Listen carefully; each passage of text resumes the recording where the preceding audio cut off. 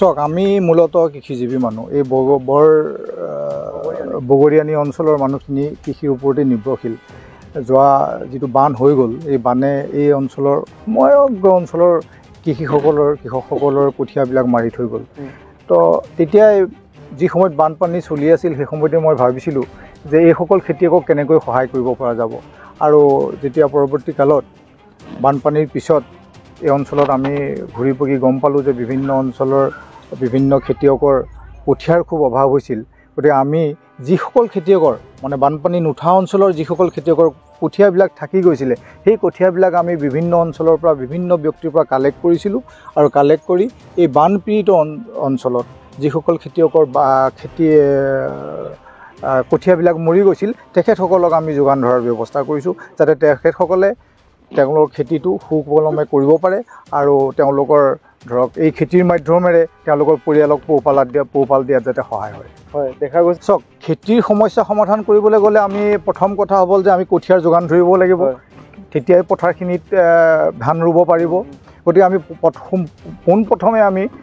কঠীয়াখিনি আমি যোগান ধৰাৰ ব্যৱস্থা কৰিছোঁ পৰৱৰ্তী কালত যদি কিবা ঔষধৰ প্ৰয়োজন হয়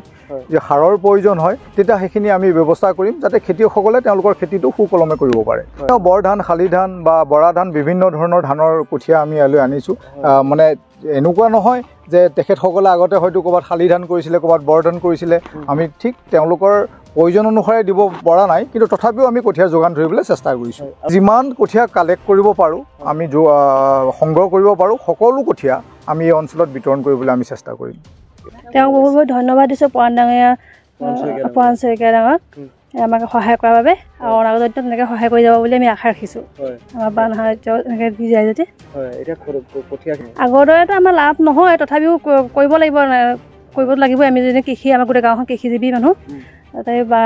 বানৰ কোনো ভৰসা নাই আকৌ আহিবও পাৰে তথাপিও আমি আশা হেৰুওৱা নাই কৰিম বুলি আকৌ আশা কৰিছোঁ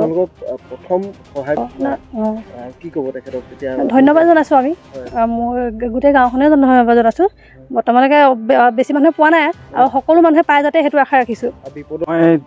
পৰাণ শইকীয়াদেৱক মই ধন্যবাদ জনাইছোঁ তেখেতে আমাৰ বানপীড়িত আমাৰ খুমটাই বগনী গাঁৱৰ যিসকল নিবাসী আছে সকলো কৃষিৰ ওপৰতে নিৰ্ভৰ তেখেতে আজি আমাক সহায় হাত আগবঢ়াইছে যি পাৰিছে ধৰি লওক কঠীয়া আজি আমাৰ যিটো দৰকাৰী কঠীয়া তেখেতে যিমান পাৰিছে আমাক আগবঢ়াইছে অনাগত আৰু দৰকাৰ হ'ব আমাক সেইখিনিও প্ৰতিশ্ৰুতি দিছে যে যিমানটো পৰিমাণে দিব পাৰোঁ আমাক আগবঢ়াম বুলি তেখেতে প্ৰতিশ্ৰুতি দিছে